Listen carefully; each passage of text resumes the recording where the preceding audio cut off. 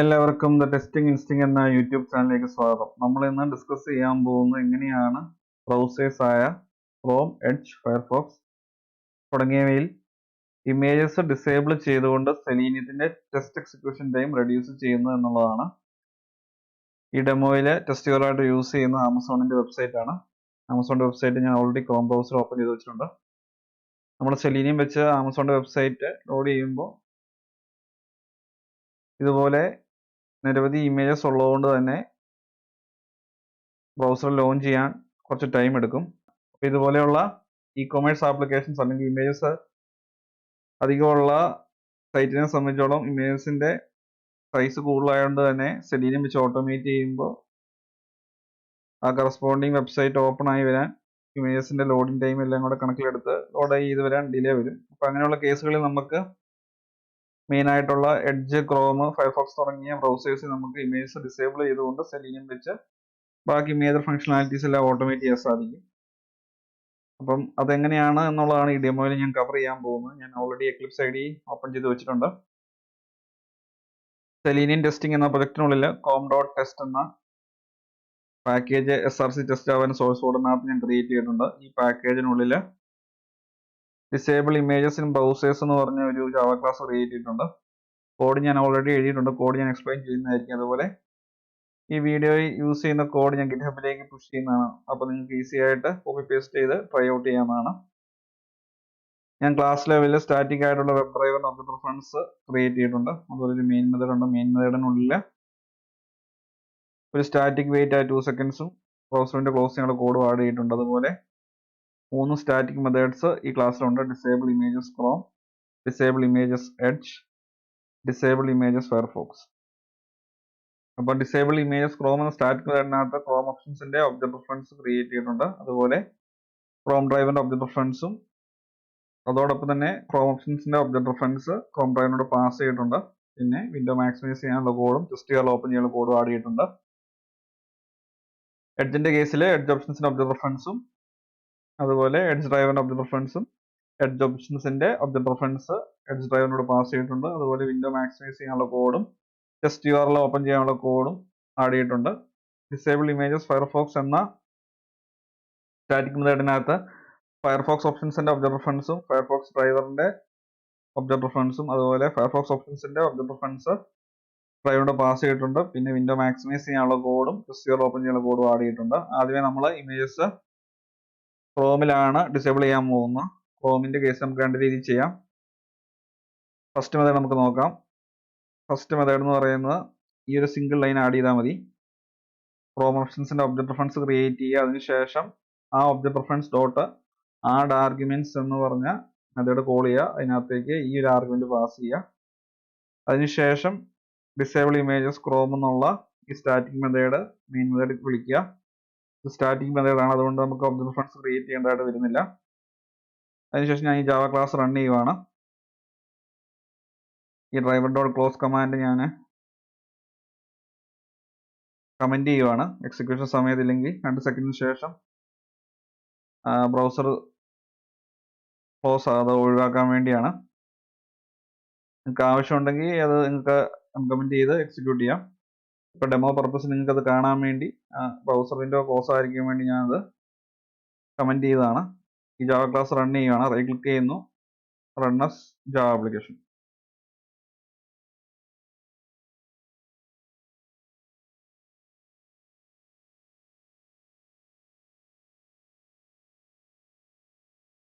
നിങ്ങൾക്ക് കാണാം ആമസോണിന്റെ വെബ്സൈറ്റ് ലോഡായി. പക്ഷേ ഇമേജസ് ഒന്നും ഡിസ്പ്ലേ ആകുന്നില്ല, എല്ലാം ഡിസേബിൾ ആയിരിക്കുകയാണ്.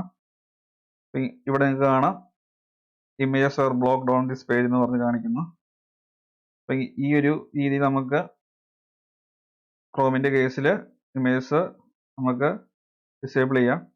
ഇനി നമുക്ക് സെക്കൻഡ് മെത്തേഡ് നോക്കാം. ഈ ലൈൻ ഓഫ് കോഡ് ഞാൻ കമന്റ് ചെയ്യുവാണ്.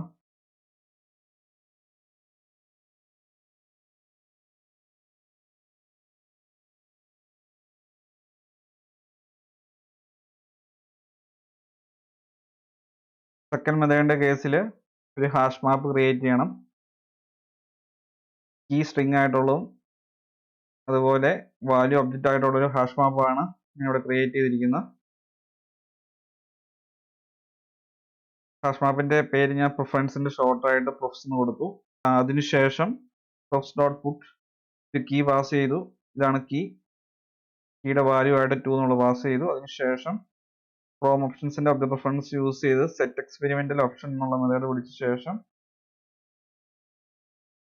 പ്രൊഫ്സ് എന്ന കീക്കകത്തേക്ക് പ്രൊഫ്സ് എന്നുള്ള ഹാഷ് മാപ്പ് പാസ് ചെയ്തു. അതിനുശേഷം ക്രോം ഓപ്ഷൻസിന്റെ ഒബ്ജക്റ്റ് റെഫറൻസ് ഡ്രൈവറിന്റെ കൂടെ പാസ് ചെയ്തു. ഇതാണ് സെക്കൻഡ് മെത്തേഡ്. ഇനി ഞാൻ ഈ ജാവ ക്ലാസ് റൺ ചെയ്യുകയാണ്. റൈറ്റ് ക്ലിക്ക് ചെയ്യുന്നു, റൺ ആസ് ജാവ ആപ്ലിക്കേഷൻ.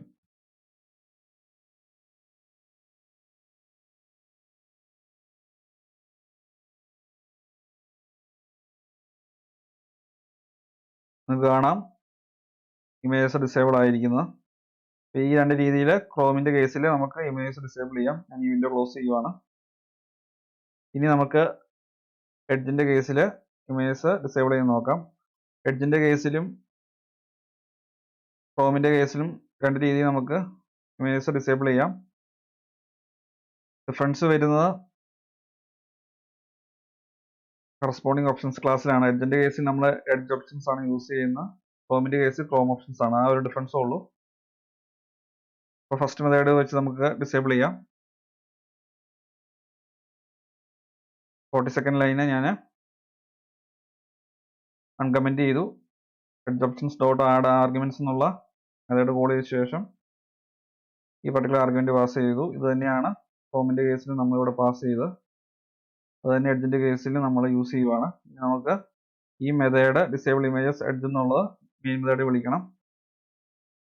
അത് ഞാൻ വിളിക്കുകയാണ്. സെമിക്കോളിന് ആഡ് ചെയ്യുന്നു. അതിന് ശേഷം ഇത് കമന്റ് ചെയ്യുന്നു. ഇനി ഈ ജാവ ക്ലാസ് റൺ ചെയ്യുവാണ്.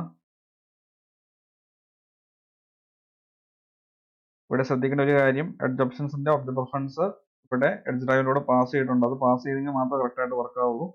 ഇവിടെ ഈ മെത്തേഡ് വിളിച്ച് ഈ ഒരു ആർഗ്യുമെന്റ് പാസ് ചെയ്തുകൊണ്ട് കറക്റ്റായിട്ട് വർക്ക് ആകുകയില്ല. ഈ എഡ്ജ് ഓപ്ഷൻസിന്റെ ഒബ്ജക്റ്റ് റെഫറൻസ് കൂടെ എഡ്ജ് ഡ്രൈവിലൂടെ പാസ് ചെയ്യണം. അത് ഇമ്പോർട്ടൻ്റ് ആണ്. ഞാൻ ഈ ജാവ ക്ലാസ് റൺ ചെയ്യുവാണ്. റൈറ്റ് ക്ലിക്ക് ചെയ്യുന്നു, റൺ ആസ് ജാവ ആപ്ലിക്കേഷൻ.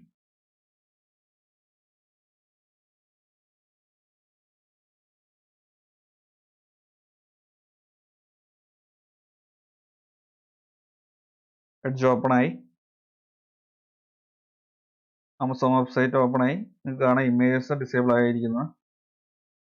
ഇവിടെ അത് വന്നിട്ടുണ്ട്, images R blocked on this page എന്ന് പറഞ്ഞ്. ഞാൻ ഈ വിൻഡോ ക്ലോസ് ചെയ്യുവാണ്. ഇനി നമുക്ക് സെക്കൻഡ് മെത്തേഡ് നോക്കാം. ഈ ലൈന് ഞാൻ കമന്റ് ചെയ്യുവാണ്. സെക്കൻഡ് മെത്തേഡ് ഇനി നമുക്ക് നോക്കാം. ഇത് അൺകമന്റ് ചെയ്യുന്നു. ക്രോമിന്റെ കേസ് ക്രിയേറ്റ് ചെയ്ത സെയിം ഹാഷ് മാപ്പ് തന്നെയാണ് ഇവിടെ യൂസ് ചെയ്യുന്നത്. പ്രൊഫ്സ് എന്ന് പറഞ്ഞൊരു ഹാഷ് മാപ്പ് ക്രിയേറ്റ് ചെയ്യുന്നതിന് ശേഷം ഒരു കീ വാല്യൂ ആഡ് ചെയ്യുന്നു ആ ഹാഷ് മാപ്പിലേക്ക്. അതിനുശേഷം എഡ്ജ് ഓപ്ഷൻസ് എന്ന ഒബ്ജക്റ്റ് റെഫറൻസ് യൂസ് ചെയ്ത് സെറ്റ് എക്സ്പെരിമെന്റൽ ഓപ്ഷൻ എന്ന മെത്തേഡ് വിളിക്കുന്നു. അതിനുശേഷം പ്രൊഫ്സ് എന്ന കീയിലേക്ക് ഹാഷ് മാപ്പ് പാസ് ചെയ്യുന്നു. അതിനുശേഷം എഡ്ജ് ഓപ്ഷൻസിന്റെ ഒബ്ജക്റ്റ് റെഫറൻസ് എഡ്ജ് ഡ്രൈവിനോട് പാസ് ചെയ്യുന്നു. ക്രോമിന്റെ കേസ് എന്താണോ ചെയ്ത് അതേ രീതിയിൽ തന്നെയാണ് സെക്കൻഡ് മെത്തേഡ് എഡ്ജിന് നമ്മൾ ചെയ്തിരിക്കുന്നത്. ഇനി നമുക്ക് ഈ ജാവ ക്ലാസ് റൺ ചെയ്യാം.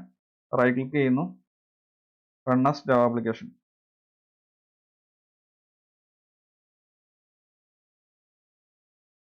എഡ്ജ് ഓപ്പൺ ആയി. ഇമേജസ് എല്ലാം ഡിസേബിൾ ആയിട്ടാണ് വരുന്നത്. അപ്പോൾ സെക്കൻഡ് മെത്തേഡും എഡ്ജിന്റെ കേസ് വർക്കായി. ഞാൻ എഡ്ജിന്റെ വിൻഡോ ക്ലോസ് ചെയ്യുവാണ്. ഇനി നമുക്ക് ഫയർഫോക്സിന്റെ കേസിൽ എങ്ങനെ ഇമേജസ് ഡിസേബിൾ ചെയ്ത് നോക്കാം. ഫയർഫോക്സിന്റെ കേസിൽ ഫയർഫോക്സ് ഓപ്ഷൻസിന്റെ ഒബ്ജക്റ്റ് റെഫറൻസ് ക്രിയേറ്റ് ചെയ്തിട്ടുണ്ട്. അതിനുശേഷം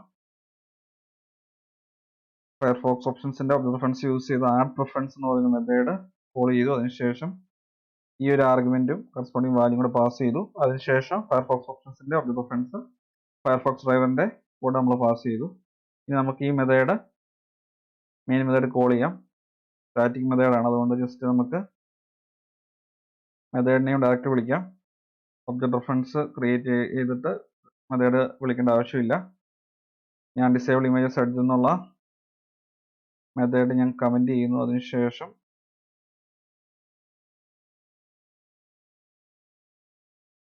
ഡിസേബിൾ ഇമേജസ് ഫയർഫോക്സ് എന്നുള്ള സ്റ്റാർട്ടിംഗ് മെത്തേഡ് കോൾ ചെയ്തു. ഇനി നമുക്ക് ഈ ജാവ ആപ്ലിക്കേഷൻ റൺ ചെയ്യാം. റൈറ്റ് ക്ലിക്ക് ചെയ്യുന്നു, റൺ ആസ് ജാവ ആപ്ലിക്കേഷൻ.